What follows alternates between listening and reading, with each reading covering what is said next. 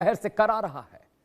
पाकिस्तान दुनिया के सामने शांति दूत होने का कितना भी ढोंग रच ले, स्वांग रच ले, लेकिन उसकी सरजमी पर आतंकियों की लाशें चीख चीख कर सच बोल रही हैं। ताजा मामला लश्कर ए तैयबा के कुख्यात आतंकी हाफिज सईद के करीबी शेख यूसुफ अफरीदी का है, जिसे अज्ञात हमलावरों ने गोलियों से भून कर जहन्नुम पहुंचा दिया। लेकिन बात सिर्फ अफरीदी की नहीं है। बीते 2-3 सालों के पन्ने पलटे तो तस्वीर साफ हो जाएगी। 2022 से अब तक करीब 26 ऐसे आतंकियों को ठिकाने लगाया जा चुका है जो भारत की हिट लिस्ट में थे।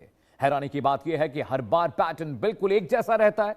मोटरसाइकिल पर सवार नकाबपोश आते हैं, पॉइंट ब्लैंक रेंज से हमला करते हैं और गायब हो जाते हैं। पाकिस्तान की खुफिया एजेंसी ISI के पसीने छूट रहे हैं, क्योंकि उसके घर में घुसकर कोई उसके सबसे चहेते प्यादों को खत्म कर रहा है एक के बाद एक। आतंकी आका अब अपने ही साए से डर रहे हैं। सवाल यह है कि आखिर पाकिस्तान में भारत के इन मोस्ट वांटेड आतंकवादियों को जहन्नुम पहुंचा कौन रहा है। आज 1 घंटे लगातार इसी विषय पर चर्चा करने जा रहे हैं। दर्शकों, कौन है यह हमजा जो ऑपरेशन सिंदूर कर रहा है सीक्रेट स्टाइल से चुपचाप, और हमजा के बारे में हम जानने की कोशिश करेंगे। लेकिन उससे पहले पूरा कंटेंट, पूरा मामला, पूरा मजमून समझिएगा लिफाफे के अंदर की कहानी का। जी हां, धुरंधर स्टाइल में मर्डर हो रहे हैं। जी हां, हम इसलिए कह रहे हैं कि एक अनजान आता है, आतंकवादियों का सफाया करता है और चला जाता है। जी हां, ग्राफिक के जरिए पूरी खबर पहले समझिए। शेख यूसुफ पर खैबर पख्तूनख्वा इलाके में हमला होता है। हमलावर कौन है कोई जानता नहीं है। उस हमले के बाद ताबड़तोड़ उस पर गोलियां चलती हैं। कुछ हमलावर आए और शेख यूसुफ पर दनादन फायरिंग कर दी, एक के बाद एक गोलियां मारी पॉइंट ब्लैंक रेंज से। शेख यूसुफ अफरीदी को बचने को कोई मौका ही नहीं मिला। फायरिंग होते ही वहां गिर पड़ा, खून से लथपथ हुआ और उसके बाद शेख यूसुफ अफरीदी को कई गोलियां लगीं और इतनी ज्यादा जख्मी हालत में वो था कि ज्यादा खून बहने की वजह से मौके पर ही उसकी मौत हो गई। ताबड़तोड़ फायरिंग के बाद हमलावर, नकाबपोश हमलावर, पहाड़ी इलाके में गायब हो गए। खैबर पख्तूनख्वा पहाड़ी इलाका है। पाक सुरक्षा एजेंसियों ने हत्या को टारगेट किलिंग बताया है। लेकिन ये कौन है जो आतंकवादियों को पहले टारगेट करता है फिर उन्हें किल करता है? ये कौन है सीक्रेट हमजा?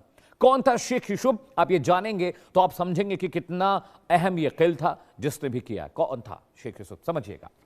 लश्कर सरगना हाफिज मोहम्मद सईद का बेहद करीबी बताया जाता है। लश्कर तैयबा का चीफ हाफिज सईद है, उसका ये बहुत करीबी है। शेख यूसुफ की जानकारी आपको दर्शकों हम दे रहे हैं। जी हां, मदरसों, मस्जिदों और कबीलाई नेटवर्क के जरिए लश्कर को मजबूत करता था, रिक्रूटमेंट करता था, युवाओं का ब्रेन वॉश करता था और लश्कर को मजबूत करने की कोशिश बीते कई सालों से पाकिस्तान और मुख्तलिफ इलाकों में कर रहा था। भारत में होने वाले आतंकी हमलों की प्लानिंग में शेख यूसुफ की अहम भूमिका होती है और वही रिक्रूट करता है, लॉन्चिंग पैड से आतंकवादियों को ट्रेंड करता है और फिर भारत भेजता है। भारत में होने वाले आतंकवादी घटनाओं में तो वो शामिल था ही दर्शकों। इसके अलावा पाकिस्तान में जिहाद के लिए भी युवाओं को तैयार करता था, उनका ब्रेन वॉश करता था, उनसे फिदाइन अटैक कराता था। यह उसका अहम काम था। जिहादियों को तैयार कर जम्मू कश्मीर में हमलों के लिए भेजता रहता था। लॉन्चिंग पैड पर उनकी ट्रेनिंग करता था और ट्रेनिंग कराने के बाद उनको जम्मू कश्मीर के मुख्तलिफ इलाकों में बॉर्डर के रास्ते से घुसपैठ कराकर उनसे आतंकवादी घटनाएं कराता रहता था। इस्लाम में सबसे कट्टर कही जाने वाली अहले हदीस विचारधारा का यह फॉलोअर माना जाता है और इसी वजह से यह हत्या, यह किल बहुत क्रूशियल है। कौन थे गनमैन? किसने मारा? कौन था वो सीक्रेट हमजा जिसने इस आतंकवादी को जहन्नुम पहुंचा दिया? आइए बताते हैं। शेख यूसुफ की हत्या के बाद ये गनमैन कौन था? आतंक के सफाई का पैटर्न भी आपको समझाने जा रहे हैं। जी हां, बाइक पर सवार होकर ये खुफिया नकाबपोश पहुंचता है वहां पर और उसके बाद वहां पर यूसुफ रहता है। यूसुफ के पास पहुंचकर वो उस पर हमला करता है। नजदीक से फायरिंग हुई है, बहुत करीब से, मतलब पॉइंट ब्लैंक रेंज से इस नकाबपोश ने उनको मारा है। नजदीक से फायरिंग हुई, किसी ने जिम्मेदारी नहीं ली है और मारने के बाद हमलावर वहां से फरार हो जाता है। एक के बाद एक गोलियां लगती हैं जिसकी वजह से यूसुफ वहीं गिरता है और जहन्नुम चला जाता है। पाकिस्तान में साइलेंट किलिंग का यह पहला मामला नहीं है, इससे पहले भी ये कई मर्तबा हो चुका है। देखिए आपकी स्क्रीन पर शाहिद लतीफ सियालकोट में हत्या हुई, अबू कासिम POK में शूट आउट में मारा गया, परमजीत पंजवड़ लाहौर में इसका मर्डर हुआ और जियाउर रहमान की बात हम कर रहे हैं, कराची में इस पर अटैक हुआ और इन सबको मारने वाले खुफिया नकाबपोश लोग थे। पता नहीं किसने मारा, किसने हत्या की, इस बात की जानकारी पाकिस्तान की खुफिया एजेंसी ISI को भी नहीं लगी, न सेना को लगी। लेकिन ये सब एक सीक्रेट किल आउट में मारे गए, शूट आउट में मारे गए और इन सबको मारने वाले के बारे में कोई जानकारी नहीं थी। पाकिस्तान में साइलेंट किलिंग का अब एक और एग्जाम्पल आपको देते हैं, पार्ट 2 आपके लिए लेकर आ रहे हैं। देखिए तस्वीर गौर से देखिएगा। अबू क़ता लश्कर तैयबा का कमांडर था, मारा गया। मौलाना कासिफ अली लश्कर तैयबा का कमांडर था, यह भी मारा गया। मुफ्ती शाह मीर ISI एजेंट था, यह भी मारा गया। इमरान दयाल पहलगाम आतंकवादी हमले में हैंडलर था। तो ये पहली 4 तस्वीरें जो आपने देखी, उसके बाद 4 तस्वीर दर्शकों ये भी देखिए आप। ये तमाम वो लोग हैं जिनको नकाबपोश अनजान लोगों ने मारा। ये कौन से लोग हैं जिन्होंने इन आतंकवादियों को उनके मुख्तलिफ इलाकों में घुसकर वहां पर मारा, और अभी तक इसके बारे में कोई जानकारी नहीं मिल पाई वो लोग कौन थे, कैसे मारा। और बड़ा सवाल यह भी है, ये सीक्रेट हमजा कौन है जिसने ऑपरेशन सिंदूर सीक्रेटली शुरू कर रखा है। और एक के बाद एक, सिर्फ पाकिस्तान नहीं, कनाडा में बहुत सारे आतंकवादी मारे गए सीक्रेटली। किसने मारा, किसी को यह नहीं पता। दर्शकों, एक बड़ा पैनल मेरे साथ जुड़ रहा है, उनके जरिए हम अगले 1 घंटे लगातार इस पूरे मसले पर चर्चा करेंगे, इस पूरे मसले पर बात करेंगे, और पूरी कोशिश होगी कि ये हम फाइंड आउट करने की कोशिश कर सकें कि आखिरकार ये लोग कौन थे। जी हां, स्वागत कीजिए लेफ्टिनेंट कर्नल हिमांशु सिंह जी का, डिफेंस एक्सपर्ट है। मैम, बहुत बहुत स्वागत है, बहुत शुक्रिया आपने वक्त दिया हमें। डॉक्टर मनन द्विवेदी साहब आपको तस्वीरों में दिखाई दे रहे हैं, विदेशी मामलों के जानकार हैं, फॉरेन अफेयर्स एक्सपर्ट हैं। पद्मश्री RVS मणि, पूर्व अवर सचिव गृह मंत्रालय, सर आपका भी बहुत बहुत स्वागत है, बहुत शुक्रिया आपने वक्त दिया। अली अशरफ रत्ता साहब आपको दिख रहे हैं, पाकिस्तान से लाइव जुड़े हैं, ये इंटरनेशनल मामलों के जानकार हैं, इंटरनेशनल अफेयर्स एक्सपर्ट हैं। सबसे पहले हिमांशी, मैं आपके पास आऊंगा। चलिए, किसने मारा, क्यों मारा से ज्यादा इंपॉर्टेंट है कि आतंकवादी मारे जा रहे हैं। वो आतंकवादी जिन्होंने भारत में बहुत सारी आतंकवादी घटनाओं को अंजाम दिया, ये कौन है सीक्रेट हमजा जो एक एक कर इन तमाम आतंकवादियों को जन्नत भेज रहा है। हिमांशी जी। नमस्कार, जय हिंद। देखिए, 2 सच्चाइयां हैं। पहली ये है कि आतंकवादी मारे जा रहे हैं, दूसरी ये है कि वो पाकिस्तान में ही क्यों मारे जा रहे हैं। देखिए, ये जो हो रहा है वो कोई आइसोलेटेड इंसिडेंट नहीं है, ये एक पैटर्न है। और अगर पैटर्न है तो अभी तक पाकिस्तान की जो पुलिस है वो पकड़ क्यों नहीं पा रही है। देखिए, या तो स्टेट स्पॉन्सर्ड है, या स्टेट स्पॉन्सर्ड अगर ये नहीं है तो क्या उनका इंटरनल लॉ एंड ऑर्डर इतना खराब है। देखिए, ये एक बड़ा सिस्टम है जिसकी पोल खोली जा रही है। आपके लिए आतंकवादी एसेट होते हैं, और जब वो एसेट लायबिलिटी बन जाती है तो उनको इस तरीके से रिटायर कर दिया जाता है। तो देखिए, अगर 4 साल में लगभग 27 आतंकवादियों की इस तरीके से हत्या हुई है, लगभग सेम पैटर्न है जी। बाइक पे सवार हमलावर आते हैं, पॉइंट ब्लैंक रेंज पे शूट कर देते हैं और इंस्टेंट एस्केप हो जाता है। तो ये रैंडम क्राइम नहीं है, ये स्टेट स्पॉन्सर्ड क्लीन अप है, जिसको हम ये कह सकते हैं कि ये अपने आप करवाते हैं। और क्योंकि इनकी इंटरनल जो इस समय के हालात हैं, हमेशा से ही पाकिस्तान के जो इकोनॉमिक हालात हैं वो थोड़े से ठीक नहीं रहे हैं। और दूसरा, पाकिस्तान एक चीज बहुत अच्छे से जानता है कि पैरिटी वॉर में हिंदुस्तान के साथ वो नहीं लड़ सकता। हमने ऑपरेशन सिंदूर के दौरान भी देखा था। और ऑपरेशन सिंदूर भी क्यों हुआ था, क्योंकि हमारे पास ये पुख्ता इंट थी कि जो वहां पर हुआ था, वो पहलगाम में जो हुआ था, वो आतंकवादी पाकिस्तान से आए। तो भारत ने बकायदा अटैक किए हैं, दुनिया को बता के, पाकिस्तान को बता के। तो भारत जब करता है तो भारत को कोई कॉवर्ट ऑपरेशन भी अगर करना है तो देखिए उसके जियोपॉलिटिकल इंप्लीकेशंस होते हैं, ये भारत अच्छी तरह से समझता है। तो इसलिए जब भारत कोई भी अगर हथियार उठाकर वहां कोई भी कार्रवाई कराता है तो बिल्कुल डंके की चोट पे कराता है। लेकिन जो इस तरह की जो कार्रवाइयां हो रही हैं वो किसके खिलाफ हो रही हैं, लश्कर ए तोयबा के या तो आतंकवादी हैं, या जैश ए मोहब्बत के हैं, या हिजबुल मुजाहिदीन के हैं। और ये हम ऐसे ही नहीं कह रहे। देखिए, ये जितने भी आतंकवादी वहां मारे जाते हैं वो सिर्फ भारत एलिगेशंस नहीं करता है, भारत बकायदा UN के थ्रू बहुत सी ऑर्गेनाइजेशन को बैन करा चुका है, इनकी टेरर फंडिंग रुकी है, FATF की ग्रे लिस्ट में पाकिस्तान रहा है। तो हमारा जो एक तरीका है चीजों को प्रूव करने का, डॉक्यूमेंट करने का और बकायदा प्रूफ के साथ बताने का, मुझे लगता है वो कहीं मिसिंग है।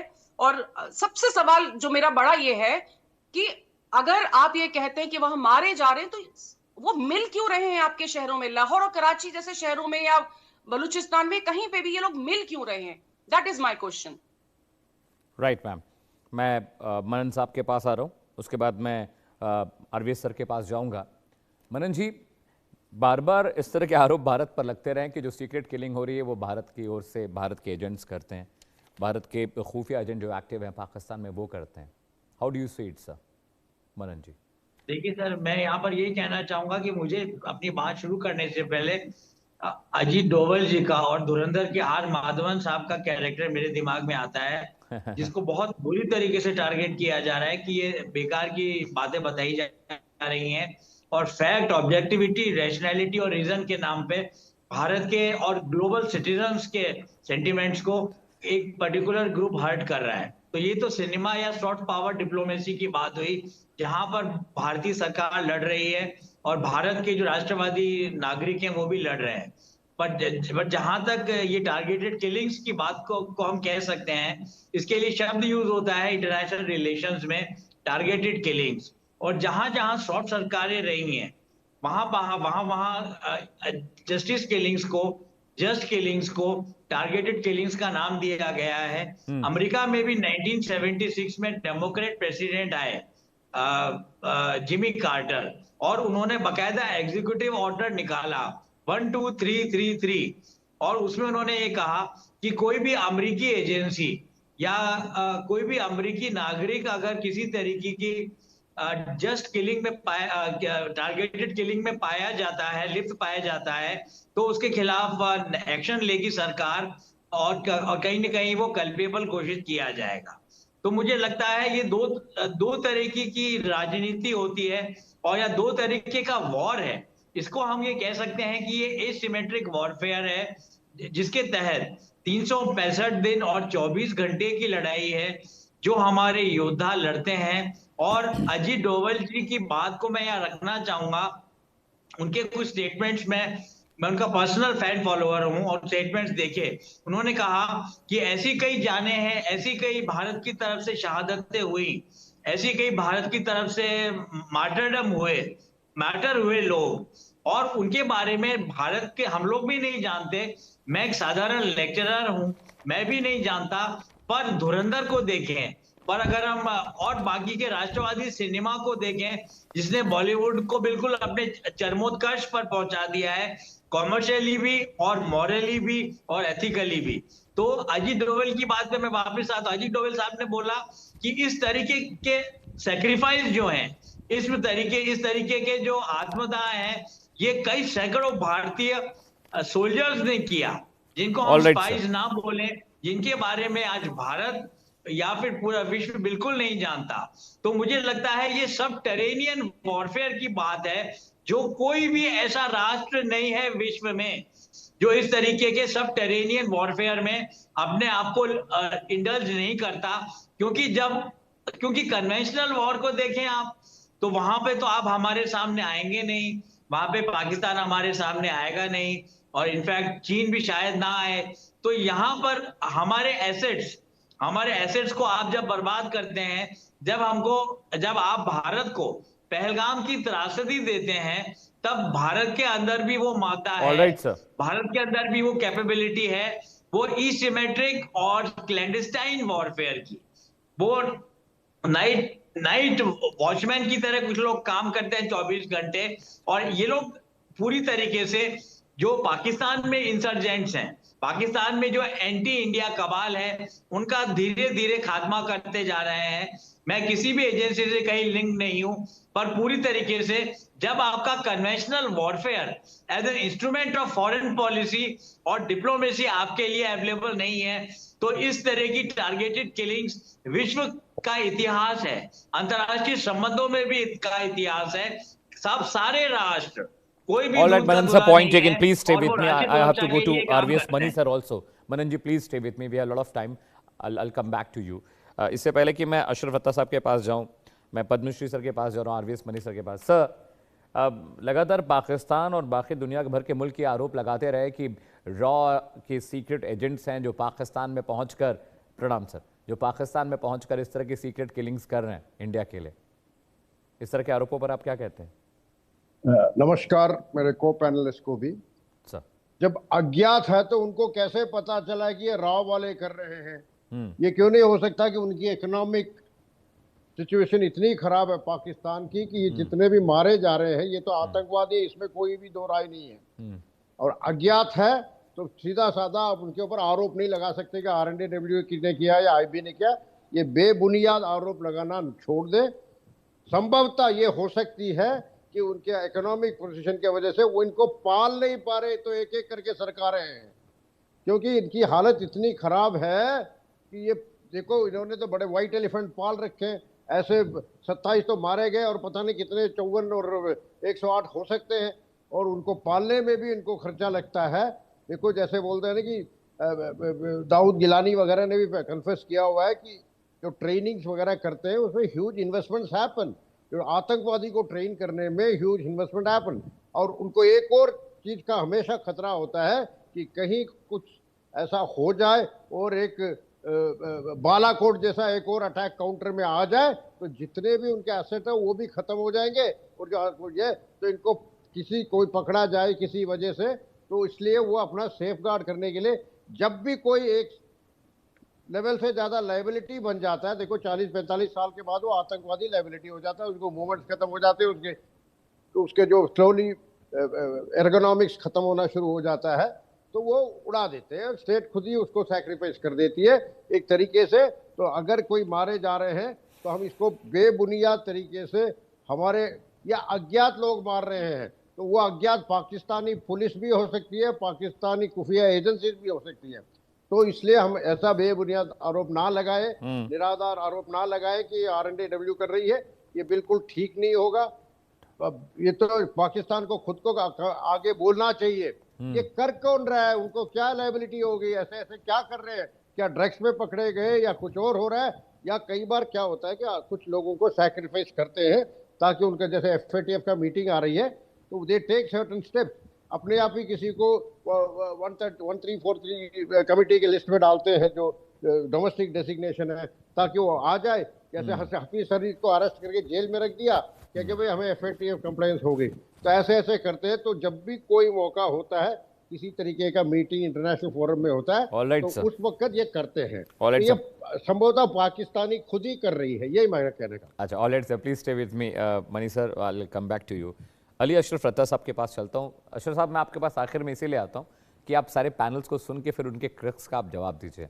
पाकिस्तान का क्या कहना है इन टारगेट किलिंग्स पर जो पिछले कई महीनों में हुई हैं? करीब 10-15 आतंकवादी लश्कर तैयबा, हिजबुल मुजाहिदीन, इस्लामिक स्टेट और तहरीक तालिबान के मारे गए। अफगानिस्तान में भी पाकिस्तान पर पाकिस्तान सरकार क्या कहती है, उनका टेक क्या है इस पर? Thank you for invitation and तमाम दोस्तों को सलाम जो आपके पैनल पे मौजूद हैं। जो आपके लास्ट पैनलिस्ट थे, एटलीस्ट वो आप चारों में से थोड़े से ज़्यादा समझदार हैं। उन्होंने कहा कि आप लोग जो है एक्चुअल में रियलिटी बयान कर रहे हैं कि इंडिया एक टेररिस्ट स्टेट है और वो पूरी दुनिया में जो है वो टेररिस्ट फैला रही है और स्टेट जो है वो लोगों को मरवा रही है। चाहे वो ऑस्ट्रेलिया में बोंडी बीच के ऊपर जो है 15 इनोसेंट लोगों को मरवा दे, चाहे वो कनाडा में मरवा दे, चाहे वो US में मरवा दे या पाकिस्तान में मरवा दे। तो एटलीस्ट जो है वो आपको उन्होंने समझदारी की बात बताई कि इससे जो आपका जो नैरेटिव है वो ये जा रहा है कि इंडिया एक टेररिस्ट स्टेट है और वो टेररिज्म को स्पॉन्सर करती है। तो पाकिस्तान के पास क्या बात कर रहे हैं, इंडिया टेररिज्म स्टेट है। हम ग्रे लिस्ट में नहीं है। अशरफ साहब चलिए, मैं आपकी बात मान भी लूं कि आप सही कह रहे हैं, हम ग्रे लिस्ट में नहीं है। UN ने हमें ब्लैक लिस्ट नहीं किया, अमेरिका ने हमें ब्लैक लिस्ट नहीं किया। जी आप देखिए ये आप जो है बाकी आपने पैनलिस्ट को बड़े आपने गौर से सुना, उनकी मैं आपको भी सुन रहा हूँ, लेकिन गलत बात है आप कहेंगे तो फिर गौर से सुनी, लेकिन फैक्ट्स को तो सुन लीजिए। अब मैं तो कोई चीज ऐसी नहीं बोल रहा जो फैक्ट्स के खिलाफ है। ये वो चीज है जो रिपोर्टेड है और आपको बहुत अच्छे से मालूम है। मैं सिर्फ उनको आपको नरेट करके बता रहा हूँ कि एक्चुअल में दुनिया उसको कैसे देखती है, आप कैसे देखते हैं। आप तो फिल्मों में आपके जो पैनलिस्ट हैं उनका इंटेलेक्चुअल लेवल ये है कि वो एक फिल्म का जो है वो रेफरेंस दे रहे हैं आपको कि ये देखिए जी फिल्म के अंदर है। आपका भाई हमजा जो है वो कुलभूषण यादव साहब टेररिस्ट जो है वो हमने पकड़े हुए हैं, वो फर बोल रहे थे, वो बता रहे थे कहाँ जो है उन्होंने जो है टेररिज्म किया और कहाँ उन्होंने लोगों को बम फोड़े, वो हमें पता है। ये हमें एक कोई छुपी हुई बात नहीं है। और बाकी जहां तक रहेगी बात के लश्कर तैयबा या ये जो लोग हैं जो कोल्ड ब्लडेड मारे जा रहे हैं, इनके पीछे कौन है? तो ये देखिए, इंडिया और पाकिस्तान ऐसे मुल्क हैं जहां पर जो सोसाइटीज हैं वो इतनी पोलराइज्ड है और डिवाइडेड हैं कि वहां पे आपको टारगेट किलर भी मिल जाएंगे। वहां पे आपको जो है किसी को अपनी पर्सनल दुश्मनी ग्रज निकालने के लिए कोई किसी को मार सकता है। तो इस चीज को क्रेडिबल अपने ऊपर जो है अपने सर पे इल्जाम लगाना कि ये रॉ करवा रही है, हमने तो नहीं कहा कि ये रॉ करवा रही है। ये आप खुद ही से जो है अपनी फिल्में बना के लोगों को बता रहे हैं कि आप ये टेररिस्ट स्टेट हैं, आप जो है दूसरे मुल्कों में घुस के इंटरनेशनल लॉज को वायलेट करते हैं। अभी जो आपकी मुझे लगता है अशरफ साहब, मुझे लगता है कि आप खुद पाकिस्तानी, आपने खुद ISI का नैरेटिव अगर नहीं पढ़ा तो ये मेरी गलती नहीं है। पाकिस्तान होम मिनिस्ट्री का आपने नैरेटिव नहीं पढ़ा, तो मुझे लगता है रत्ता साहब ये आपकी गलती है। अगर आप अपने ही देश की सरकारों के नैरेटिव नहीं जानते हैं तो ये बहुत दुखद है। आप मैं इसलिए आपको बता रहा हूँ, पाकिस्तानी मामलों के जानकार कैसे अगर आपको अपने सरकार के नैरेटिव नहीं पता है? रत्ता साहब बहुत अच्छे से नैरेटिव का पता है, इसीलिए मैं आपका जो आप बनाने की कोशिश कर रहे हैं उसको मैं आपको बता रहा हूं कि आप क्या बनाने की कोशिश कर रहे हैं। एक्चुअल में वो आपके खिलाफ जा रहा है, ये बता रहा हूं आपको। और दूसरी बात जो अभी इन्होंने कहा कि यूएन जो है वो इनको डिक्लेयर कर चुका है टेररिस्ट, तो इंडिया का ये भी हिस्ट्री रही है 1947 से कि जो यूएन की सिक्योरिटी काउंसिल की रेजोल्यूशंस इंडिया के खिलाफ हैं उसको तो वो एक्सेप्ट नहीं करता, लेकिन जो उसके हक में जाती हैं वो कहता है ये देखिए यूएन ने कर दिया। यूएन की ह्यूमन राइट्स की जो रिपोर्ट्स हैं इंडिया के खिलाफ, आपकी जो राजपुताना जो रेजिमेंट है इंडियन आर्मी की, वो एज अ टेररिस्ट डिक्लेयर्ड है, लेकिन आप लोग उसको नहीं मानते। क्या बात कर रहे हैं? Rajputana rifles? Yes yes yes. No अरे बाप रे, आप गूगल कीजिए, आपको पता है राजपुताना राइफल्स का वॉर क्राई क्या है? वीर भोग्या वसुंधरा। जानते हैं आप राजपुताना राइफल्स के बारे में? आपने पढ़ा है राजपुताना राइफल्स के बारे में? हमारी छाती चौड़ी होती है गर्व से जब कोई राजपुताना राइफल्स का नाम लेता है। साहब आपको तो पता ही नहीं है, इंडियन आर्मी की सबसे बहादुर रेजिमेंट अगर कोई है राष्ट्रीय राइफल्स है सर। आपको जानकारी नहीं है तो फिर आपके लिए बहुत ही शर्म की बात है। राजपुताना राइफल्स के बारे में आप नहीं जानते हैं, आपको नहीं पता है। मुझे लगता है आपको पढ़ने की जरूरत थोड़ा सा। हिमांशु जी, रत्ता साहब थोड़ा सा पढ़ाई करिए, थोड़ा रेपिस्ट तो इमरान खान रत्ता साहब थोड़ा पढ़ के आइए। राजपुताना राइफल्स की बात सुनकर छाती चौड़ी हो जाती है भारतीयों की नहीं पूरी दुनिया की। क्या बात कर रहे हैं आप? Colonel Himanshu, I'll come to you. Arviz Mani sir, I'm coming to you. Arviz Mani sir, I'll come to you. Rajput को किसी से सर्टिफिकेट लेने की जरूरत नहीं है। राजपूताना राइफल्स के लिए ब्रिटिशर्स ने लिखा हुआ है कि विश्व की सबसे बहादुर कौम राजपूत कौम है। ये ब्रिटिश हिस्ट्री में एंडोर्स्ड है। इनको जानकारी नहीं है, मैं ये कॉमिक्स पढ़ते हैं। चंदा मामा, तो हमारे नेवल ऑफिसर थे जिनको चंदा मामा पढ़ने वाले एनालिस्ट बुक है वो पढ़िएगा। उनको अगवा किया गया था ईरान से। और देखिए अभी मैं इनको कुछ नाम बताती हूँ। शेख यूसुफ अफरीदी, लश्कर कमांडर। रत्ता साहब आपके फौजियों को तरह नकली मेडल छाती पर चिपका के राष्ट्रीय राइफल्स नहीं घूमता। राष्ट्रीय राइफल्स के शौर्य वीर गाथा को पढ़ना है तो यूट्यूब पे चले जाइएगा, चैट जीपीटी पे जाइएगा। मेडल्स की भरमार है राष्ट्रीय राइफल्स के पास सर, राजपुताना राइफल्स के पास। आपको जानकारी नहीं है, आपके फौजियों की तरह नकली मेडल लगा के हमारे फौजी नहीं घूमते हैं। उनकी तारीफ करता था कर्नल साहब आपके यहाँ पे आपने अपने कैप्टन साहब को लेने से मना कर दिया था। हमारे यहाँ से चिट्ठी गई थी जिन्होंने उनके लिए बकायदा लिखा था कि ये बहादुर सैनिक है, इसको आप लीजिए। उनको बाद में आपके देश ने निशाने हैदर दिया था। वो हम ये मादा रखते हैं कि अगर हमारा दुश्मन भी मजबूती के साथ लड़ रहा है हम उसको भी उसका जो जायज इंसाफ है वो दिलवाएं, जबकि आपकी कंट्री ने उसकी लाश को लेने से मना कर दिया था। अगर आप आएंगे कभी हिंदुस्तान में, जबलपुर में ग्रेनियर सेंटर्स में बकायदा उनकी ये कहानियां नहीं है अशरफ रत्ता, ये भारत के शौर्य और पराक्रम, ये भारत के शौर्य और पराक्रम का सच है जो आप लोग नहीं जानते। अभी देख लीजिए, अभी दो बताइए कि परमजीत सिंह पंजवार जो खालिस्तान फोर्स का हमने आपका क्या हाल किया है वो देख लीजिए, कैसे मारा गया, चाहे वो सुखबूर हो चाहे वो मुझे ये बताइए हाफिज सईद के दौर में अली अशरफ रत्ता, लग रहा है आज आपने कुछ गलत खा लिया नाश्ते में सुबह। आप लोग अरे 65 की जंग हारे, करगिल हारे, ऑपरेशन सिंदूर में हवा खराब हुई। अभी कितने एग्जाम्पल देने पड़ेंगे आप लोगों को? कितने एग्जाम्पल? मुझे सच में हम सरप्राइज कि आप अच्छा आपसे मसूद अजहर, मनन द्विवेदी, और हाफिज सईद के आपके देश में नहीं है। कर्नल साहब, मनन Dwivedi, Ratta sahab, no this is not your turn. Manan Dwivedi, देखिए फ्रस्ट्रेटेड पाकिस्तान क्या क्या बातें कर रहा है सर, देख रहे हैं। चंदा मामा पढ़ने वाली लग रहा है एनालिस्ट हैं ये लोग। चंदा मामा पढ़ते हैं, नंदन पढ़ते हैं, सखी सहेली पढ़कर आते हैं, मनोहर कहानियां पढ़ के आते हैं। इन लोगों को पता ही नहीं कि राष्ट्रीय राइफल्स क्या है, राजपुताना राइफल्स क्या है, गोरखा क्या है, इनको पता ही नहीं इन लोगों को। तो क्योंकि इनके फौजी तो नकली मेडल लगा के घूमते हैं, कभी तो देखा नहीं इन लोगों ने। परमवीर चक्र का मतलब तो पता ही नहीं होगा इन लोगों को। मनन द्विवेदी, आपको भेज रहा हूं वो भी आर्टिकल, मनन द्विवेदी, नहीं मैं बोलूं? हाँ मनन द्विवेदी, प्लीज गो अहेड। हाँ, मैं यहाँ पर यही कहना चाहूंगा कि देखिए, सिनेमा की बात को अगर हम करें तो सिनेमा और जो साहित्य, अब आप जानते हैं साहित्य क्या होता है। मुझे नहीं लगता कि आपके यहाँ किसी भी तरीके का साहित्य पढ़ाया जाता है। यहाँ आप साहित्य क्या होता है, और कोई अगर एलियन आता है, कोई अगर बाहर का व्यक्ति भारत के बारे में, पाकिस्तान के बारे में, या अमेरिका या ईरान के बारे में समझना चाहता है, तो सबसे पहले वो वहां के साहित्य को पढ़ेगा, लिटरेचर आप को, right. Software touch of humanity को समझिए। साहित्य प्रेरित करता है सिनेमा को, और सबसे बड़ा साहित्य सिनेमा, पोएट्री, म्यूजिक। पर ये तो डर्जिस है ही नहीं, ये तो प्रलाप है ही नहीं, तो इसको कुछ लोग नहीं मानेंगे। तो जहां तक सिनेमा की बात है, ये साहित्य पे बेस्ड है। और जहां तक राजपूताना राइफल्स की बात है, मैं कहूंगा राजपूत एक ऐसी कम्युनिटी है जिन्होंने खूब भारत के लिए सेक्रीफाइस किया। गुरखा है, मराठा है, और राजपूत अकेले क्यों हैं? सैम मानेकशॉ ने कहा, मुझे उनकी बात याद आती है, हमारे कंट्री के आइकन है, 1971 वॉर हीरो हैं और आइकन है, और founding father of the military कहेंगे, न कि 47 के फाउंडिंग फादर्स भारत और पाकिस्तान के। तो उन्होंने बोला कि अगर कोई व्यक्ति ये कहता है कि मुझे मौत से डर नहीं, I am not afraid of death, तो या तो वो झूठ बोल रहा है या वो गुरखा है। तो मुझे लगता है राजपूतों का भी इतना बड़ा पेरिनियल हिस्टोरिक, भारत के इतिहास को हम देखें, अगर हम सिनेमा से दूर भी जाएं, महाराणा प्रताप, महाराणा राज सिंह, अमर सिंह, और उदय सिंह, और देख लीजिए मेवाड़ के राजा हुए, जोधपुर के महाराजा। मनन सर, इतिहास भरा हुआ राजपूतों के शौर्य से, गिनती करते करते जिंदगी बीत जाएगी और राजपूतों के शौर्य का बखान हम नहीं कर पाएंगे। ये मैं क्या बताऊं। आरवीएस मणि सर, मैं आपके पास आ रहा हूं।